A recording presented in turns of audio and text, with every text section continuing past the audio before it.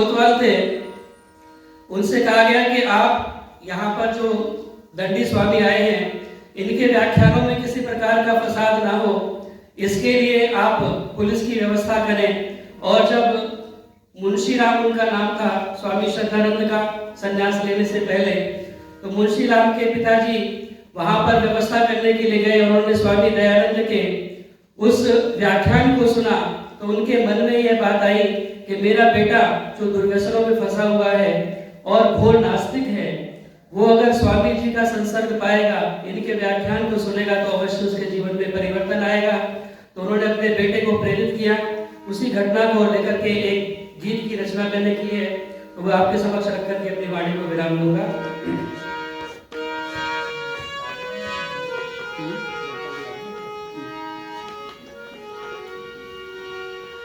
ऋषि दयानंद से बोले मुंशी राम, ओ ऋषि दयानंद से बोले मुंशी राम, ना ऋषिवर मैं ईश्वर को ना मानता, ना ऋषिवर मैं ईश्वर को ना मानता। ऋषि दयानंद से बोले मुंशी राम, ओ ऋषि दयानंद से बोले मुंशी राम, ओ ना ऋषिवर मैं ईश्वर को ना मानता, ना ऋषिवर मैं ईश्वर को ना।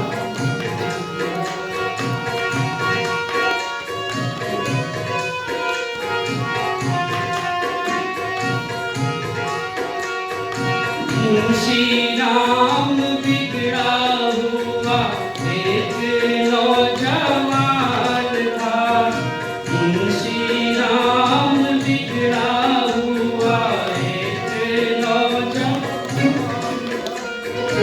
जिसे अपने नास्तिक होने पर अभिमान था, जिसे अपने नास्तिक होने पर अभिमान था, सारे दुर्व्यसनों का ठाकुर नाम, ओ सारे दुर्व्यसनों का ठाकुर नाम,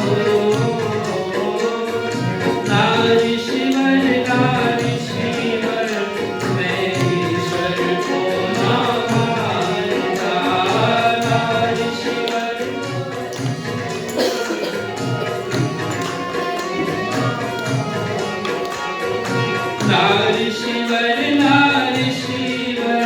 मैं ईश्वर को ना।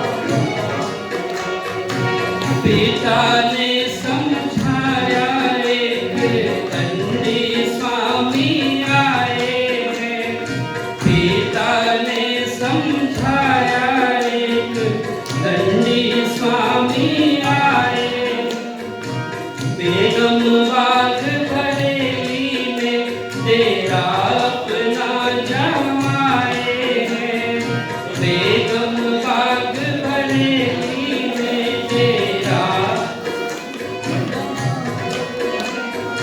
दूर होंगी शंकाएं तमाम, ओ दूर होंगी शंकाएं तमाम, ओ ना ऋषिवर मैं ईश्वर को ना मानता, ना ऋषिवर मैं ईश्वर को ना।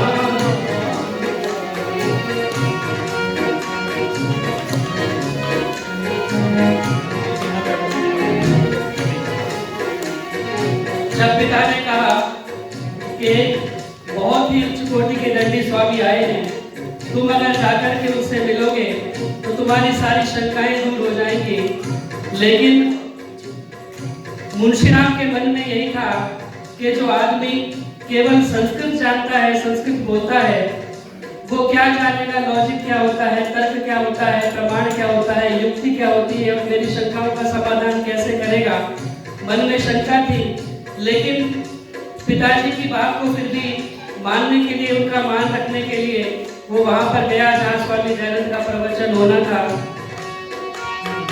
संस्कृत भाषण करने वाला क्या जाने विज्ञान को, संस्कृत भाषण करने वाला क्या जाने विज्ञान को, दंडी स्वामी जानेगा क्या युक्ति और प्रमाण को, दंडी स्वामी जानेगा क्या युक्ति और प्रमाण को, निकलेगा ना कुछ भी परिणाम, ओ निकलेगा ना कुछ भी परिणाम।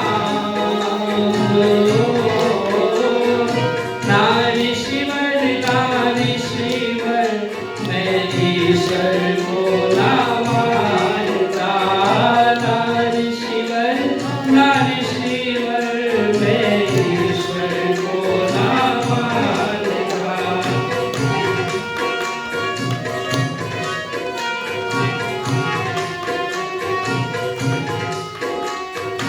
अगले दिन पिता के साथ गया व्याख्यान में, अगले दिन पिता के साथ गया व्याख्यान में, बैठे देखा श्रद्धालु कुछ पादरी भी सामने, बैठे देखा श्रद्धालु कुछ पादरी भी सामने, सन्यासी नहीं है ये आप, सन्यासी नहीं है ये आप, नारीश्वर नारीश्वर मैं ईश्वर को ना मानता, नारीश्वर नारीश्वर मैं ईश्वर को ना मानता। पिता के कहने पर तुलसीराम ने मान तो लिया कि चल के एक बार देखना चाहिए, लेकिन जब वहां जाकर के देखा व्याख्यान में तो कहते हैं, अपनी आत्मकथा में स्वयं लिखते हैं, कल्याण मार्ग का पथिक बहुत सुंदर पुस्तक उन्होंने लिखी है। अगर किसी ने ना पढ़ी हो तो उस पुस्तक को अवश्य पढ़ने का प्रयास करें। वहां पर लिखा उन्होंने कि मैंने जब वहां जाकर के देखा तो कुछ यूरोपियन बैठे हुए थे, पादरी स्कॉट को भी वहां बैठे हुए देखा, तो मन में एक बात आई कि जरूर इस सन्यासी में कुछ तो बात है, जिसे सुनने के लिए यूरोपियन भी बैठे हुए उत्सुकता से दिखाई दे रहे हैं। और जब ऋषि दयानंद का आगमन हुआ, उनकी उस दिव्य मूर्ति को देख करके मन के अंदर और भी श्रद्धा उत्पन्न हुई। जो उनकी दिव्य मूर्ति थी, जो उनका आकार था, जो तेज उनके चेहरे पर था, उसे देख करके वास्तव में उनके मन में और भी श्रद्धा उत्पन्न हुई। और उसके बाद जब ऋषि ने व्याख्यान देना शुरू किया तो ऋषि दयानंद के व्याख्यान को सुनकर के, जिसके अंदर बहुत युक्त बातें थी, बहुत ही तर्क और प्रमाणों के साथ अपनी बात को वो रखते थे, मुंशी राम हैरान हो गए। ईश्वर के व्याख्यान सुन हैरान मुंशी राम थे, ईश्वर के व्याख्यान सुन हैरान मुंशी राम थे, युक्ति युक्त बातें संग दलील और प्रमाण थे, युक्ति युक्त बातें संग दलील और प्रमाण थे, जाने लगा फिर तो सुबह शाम, जाने लगा फिर तो सुबह शाम, नारी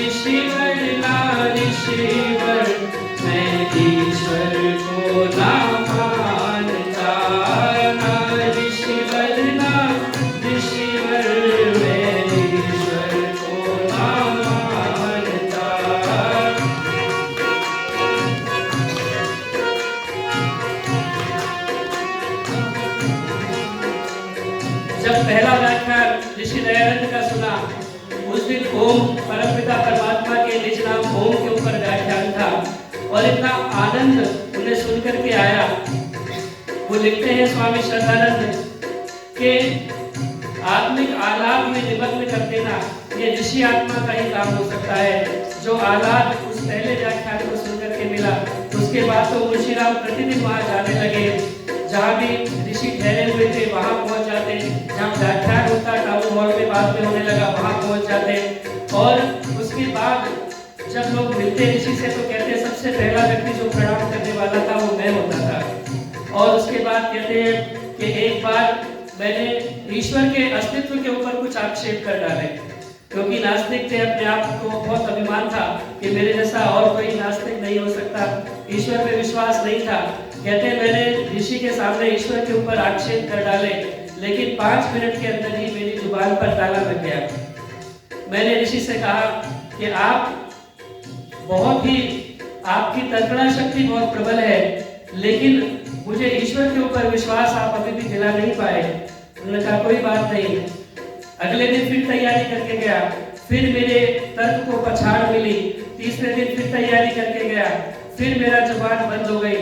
फिर मैंने ऋषि से कहा कि ऋषिवर आपकी तर्कणा शक्ति बहुत प्रबल है, लेकिन ईश्वर के ऊपर विश्वास मेरा अभी तक आप करा नहीं पाए। कहते हैं कि ऋषि दयानंद थोड़ा सा हंसे और हंस करके उन्होंने एक उपनिषद का वाक्य बोला, नायम आत्मा प्रवचने लभ्यो न वेदया न बहुना श्रुणे श्रुतेन यमे वैश्वरते तेन लभ्यस्तस्यैष आत्मा उद्रुते तनुम स्वाम। कहते हैं कि यह आत्मा जो है वो प्रवचन के द्वारा प्राप्त नहीं होती, ये आत्मा बहुत सुनने से भी प्राप्त नहीं होती। ये तो जब ईश्वर की जब कृपा होती है तभी वो स्वयं उस पर अपनी कृपा करते हैं। ईश्वर के अस्तित्व पर आक्षेप कर डाले, ईश्वर के अस्तित्व पर फिर प्रश्न कर डाले।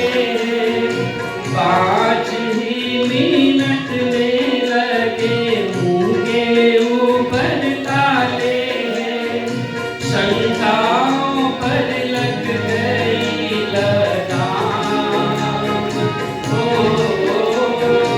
शंकाओं पर लग गई लगाम। नारीश्वर मैं ईश्वर को ना मानता, नारीश्वर मैं ईश्वर को ना मानता। अंतिम कड़ी, शंकाएं निर्मूल हुई, भ्रम कुछ बचा नहीं। शंकाएं निर्मूल हुई, भ्रम कुछ बचा नहीं। ईश्वर पर विश्वास सर अभी तक जमा नहीं। ईश्वर पर विश्वास सर अभी तक जमा नहीं। ऋषिवर बोले वह ईश्वर का काम, ऋषिवर बोले वह ईश्वर का काम। नारीश्वर मैं ईश्वर को ना मानता, नारीश्वर मैं ईश्वर को ना मानता, नारीश्वर मैं ईश्वर को ना मानता। इस तरह से ऋषि दयानंद का संस्पर्श पा करके उनके जीवन का पूरा खाका बदल गया, और कहाँ दुर्व्यसनों से उठ करके किस जीवन को उन्होंने प्राप्त किया वो सब कहानी आप सबको मालूम है। और आदरणीय पथिक जी आगे उसकी चर्चा करेंगे। तो मैं इतना कहकर के अपनी वाणी को विरमित करता हूँ। समय बहुत तेजी से भागा जा रहा है।